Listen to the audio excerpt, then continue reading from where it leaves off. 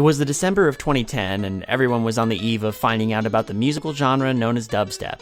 And I, wanting to fit in and make friends and get vaginas in my mouth, decided to throw a dope-ass dubstep party at my friend's apartment. I'll spoil the end of this meandering tale right now and say that I didn't even get the faintest hint of vagina that night, nor did I get any numbers that would lead to vaginas. However, it was a rousing party and dubs were stepped. My 21st was a few weeks prior, but I was bogged down in finals and hadn't touched alcohol in all semester. So my ID hadn't been viewed by retinas other than my overjoyed ones and the depressed glazed over ones of the person that minted it. Now, I don't ball often, but when I do, I ball out of control. So I made an event out of just buying booze for this thing. My friend Jason had an apartment, but was low on dough. Yet I had 370 some odd bucks to burn. I wasn't about to waste it all on booze, but most of it could be thrown into the incinerator for this. Jason tagged along to this Kroger's, which has a separate entrance just for alcohol at the side of the building, and boy, did they have a selection. I had never been there before, but it was a treat just walking through the aisles of booze. Seeing just how much booze there was, reading the labels of the bottles, the sheer variety of the booze on display made me realize, wow, we as a species probably devote way too much time to this. No matter. We had a rather large checklist. One premium 750 milliliter bottle of each of the following: vodka, gin, rum, bourbon, triple sec, and tequila. Plus a 375 milliliter bottle of Jägermeister for just me and Jason, and perhaps potential bitches that were cool. 3 olives cherry vodka, Tanqueray gin, Bacardi 151, Bullet bourbon, and 1800 silver tequila. The final price after mixing equipment, glasses, non-alcoholic drink components, and taxes was $218.82. On the way out of Kroger's and back around to the parking lot area, me and Jason were giggling at all the chorus of clinking and clanking coming out of the plastic bags. For some reason, they were all out of paper bags. Strange thing, that. Anyway, right as Jason said, "We're gonna get so white boy wasted," we round the corner and see this short old lady.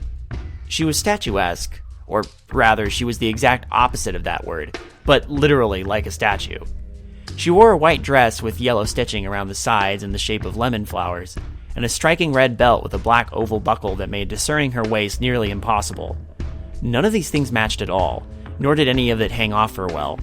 She donned a gardening hat with a brim so wide it'd make a beekeeper's mask jealous. I wondered at the time where one buys such a hat that made her large green sunglasses redundant. She was a strange sight. Also, she was Asian. The lady spoke. Her mumbled voice bumped right into Jason's line about getting smoshed. I didn't know what she said at first. Not that she spoke broken English, it was just a low and fuzzy utterance, although it had enough stopping power to turn the whole of our attention to her. For some reason, I felt bad about holding all this alcohol around her. Glancing at Jason before asking the lady what she said, I knew he did too. After realizing what she said, I looked at Jason for an answer. He hadn't deciphered it yet, and knowing his shyness, I knew he wouldn't ask her. I told him she asked for a ride home. Jason looked at me and said, "We're kinda busy." An obvious lie with all the booze we were holding.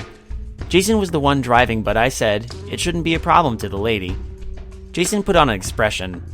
Not so much angry, but frustration or something along those lines.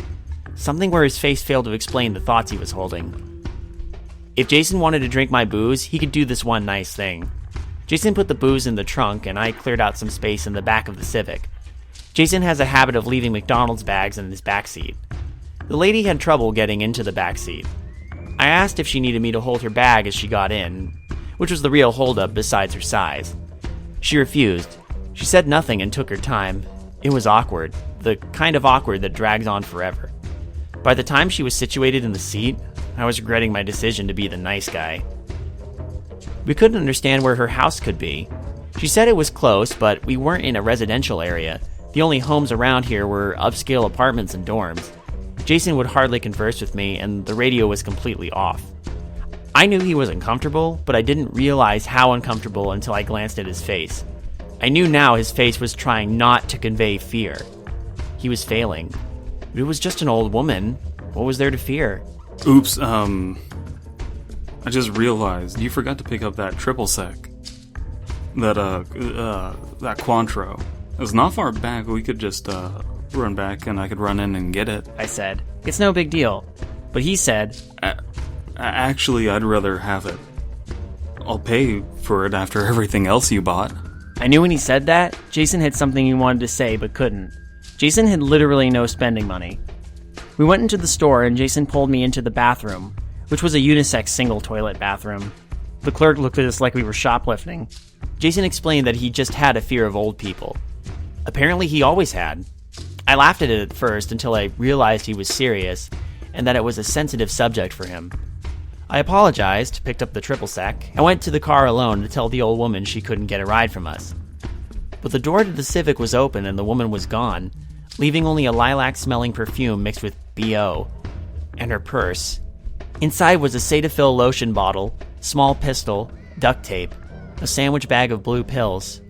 No ID or money or anything else. I guess she felt Jason's fear and left as quickly as possible. I dumped the purse and its contents in the trash.